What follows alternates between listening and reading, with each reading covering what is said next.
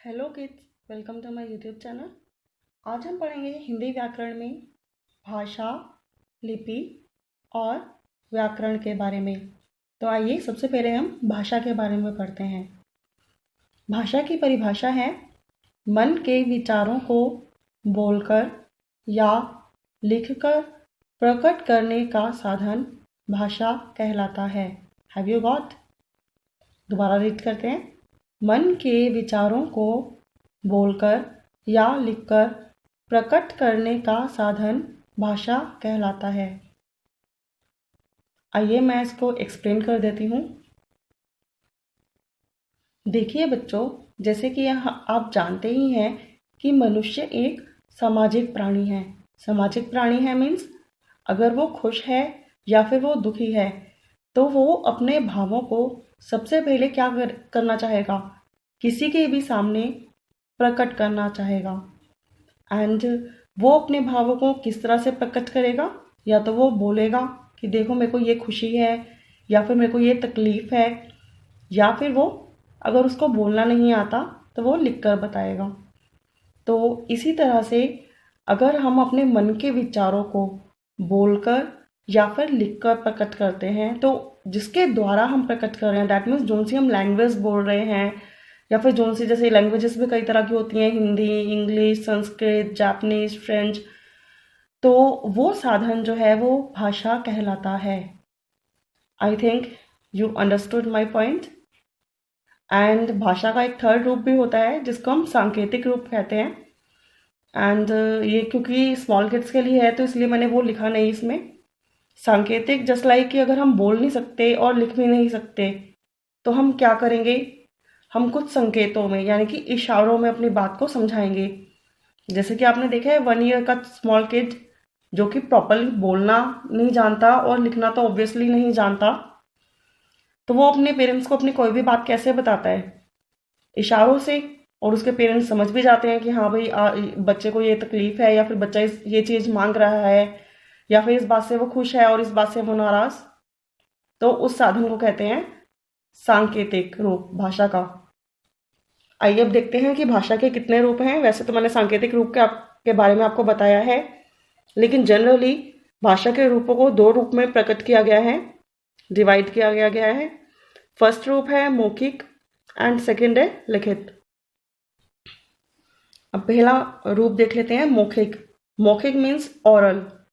देखिए कुछ गांव के लोग होते हैं जिनको लिखना पढ़ना नहीं आता, लेकिन वो क्या करते हैं? भाषा को बचपन से ही बोलना जानते हैं। तो वो अपने विचारों को किस तरह से प्रकट करेंगे? बोलकर। एंड इस रूप को क्या कहेंगे हम? मौखिक रूप। That means oral explanation. And second रूप है इसका लिखित, कि अगर कोई अपने विचारों को लिखकर प्रकट कर रहा है। एंड लिखकर प्रकट करने का मतलब सिर्फ इतना ही नहीं है कि अगर किसी को बोलना नहीं आता तो वो अपनी बात को लिखकर कहेगा।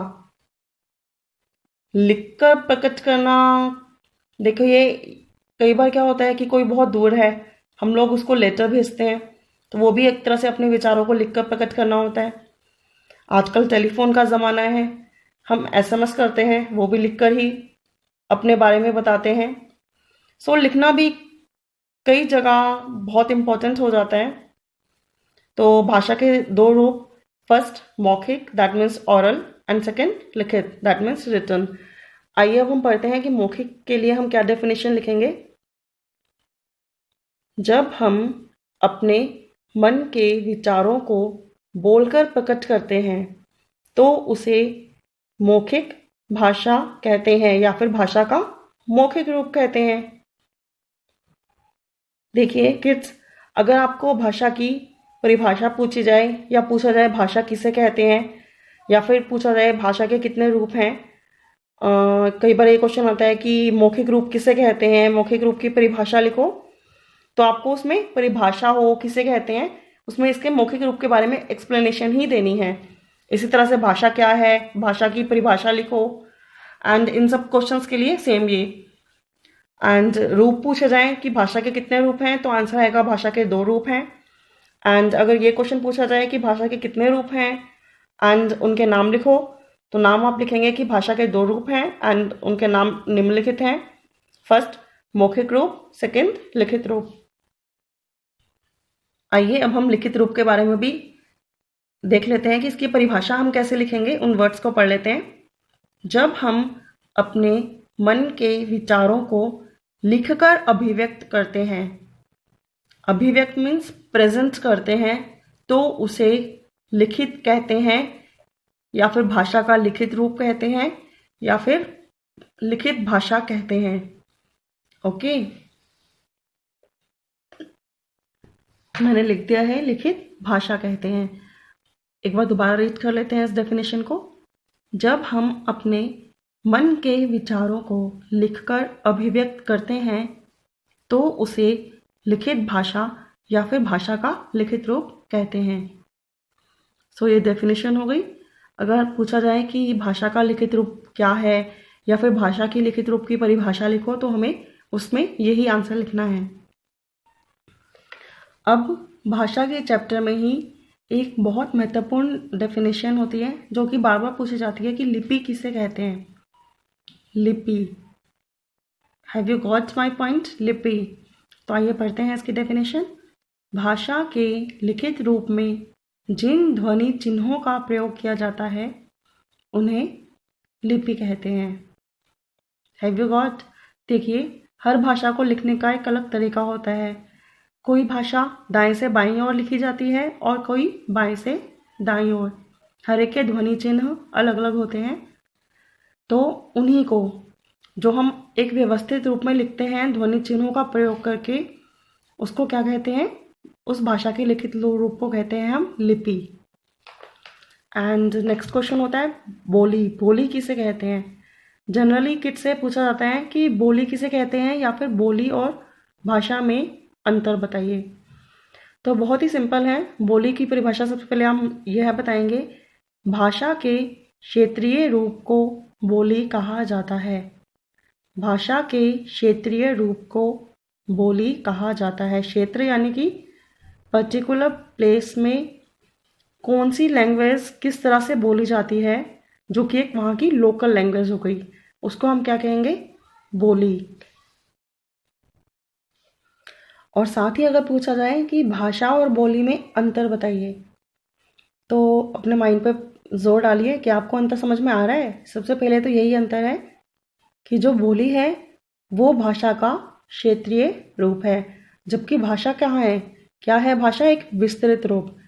एक भाषा एक पर्टिकुलर काफ़ी बड़े प्लेस में बोली जाती है, लेकिन बोली जो है हर छोटे छोटे प्लेस के बाद चेंज हो जाती है। जस्ट लाइक इस कॉलोनी में लोग बहुत ही रफ लैंग्वेज यूज़ करते हैं, एंड नेक्स्ट कॉलोनी में बहुत ही लोग मैनरेबल हैं, बहुत ही फॉर्मल लैंग्वेज यूज़ करते हैं, एंड उससे नेक्स्ट कॉलोनी कोई है वो बहुत ही हाई सोसाइटी है एंड वहाँ पे लोग हिंदी एंड इंग्लिश मिक्स करके बोलते हैं। तो ये बोली जो है मतलब कॉलोनी टू कॉलोनी चेंज होती है।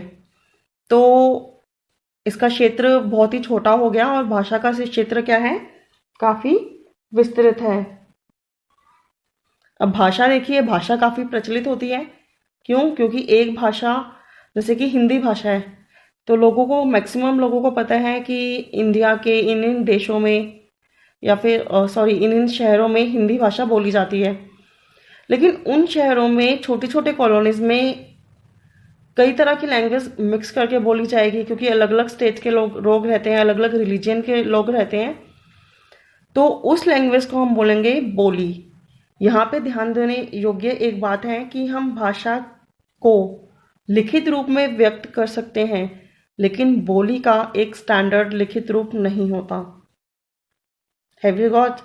कि भाषा जो है एक प्रॉपर लैंग्वेज है, उसका लिखित रूप लिपि के द्वारा, व्याकरण के द्वारा एक्सप्लेन किया गया है, लेकिन बोलियों के लिखित रूप को अभी तक मान्यता प्राप्त नहीं है। तो इससे पता चल गया कि बोली जो है अपने मौखिक रूप तक सीमित है, इसका कोई लिखित रूप नहीं है, जबकि भाषा का लिखित और मौखिक रूप दोनों हैं। एंड बोली रिप्रेजेंट करती है जस्ट लाइक लोकगीत, कि हर स्टेट के अलग अलग लोकगीत होते हैं, तो ये वहाँ की बोली पर डिपेंड करते हैं। एंड अगर आपको इसके एग्जांपल्स देने हैं तो जैसे हिंदी एक लैंग्वेज है, भाषा का एग्जांपल हो गया हिंदी, एंड बोली का एग्जांपल हो गया जैसे लाइक पहाड़ों के देश में पहाड़ी हिंदी बोली जाती है, एंड राजस्थान में राजस्थानी हिंदी बोली जाती है। तो ये वहाँ की बोलियां हो गई। अब हम पढ़ते हैं भाषा के साथ जुड़े हुए एक बहुत ही महत्वपूर्ण पाठ को, भाषा और व्याकरण। व्याकरण क्या है देखते हैं। भाषा के शुद्ध प्रयोग के लिए नियमों का ज्ञान कराने वाला शास्त्र व्याकरण कहलाता है। Have you got? अब सपोज कीजिए कि आपने हिंदी भाषा का मौखिक रूप तो सीख लिया कि आप भाषा बोलने लगे, लेकिन लिखित रूप सीखने के लिए आपको उसके व्याकरण के नियमों का ज्ञान होना बहुत ज़रूरी है।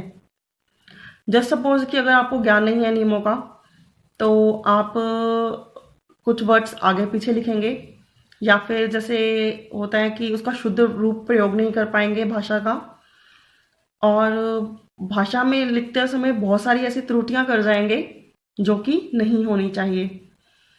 तो उसका लिखित रूप करेक्टली लिखने के लिए उसके व्याकरण के बारे में जानना बहुत जरूरी है। Have you got? And thanks for watching. If you like my video, don't forget to thumbs up and share it in your group. Bye, take care.